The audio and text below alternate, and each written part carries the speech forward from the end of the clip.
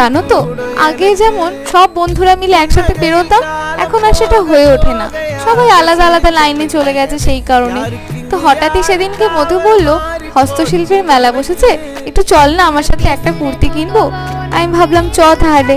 আর এত সুন্দর সব হাতের কাজ বানিয়ে এনেছে, সবার কত প্রতিভা বলো, দেখে মনটা পুরো ভরে গেল।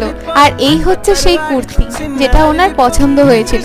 মহারানীরা দ্বিতীয় দিন পছন্দ হয়নি কেন, না যে দিদি বিক্রি করছেন সেই দিদি সেম কুর্তি পরেছিলেন, সেই জন্য মহারানীরা পছন্দ হয়নি। আর এই দেখো, দাদা ভাইয়ার তরুও ছিল। বাড়ি এসেই মায়ের কাছে আবদার ছিল, ঠিক যেমন ছোটবেলায় পেঁয়াজ আর আলু দিয়ে চাউমিন বানিয়ে দিতে, সেটা আমাকে বানিয়ে দিতে হবে।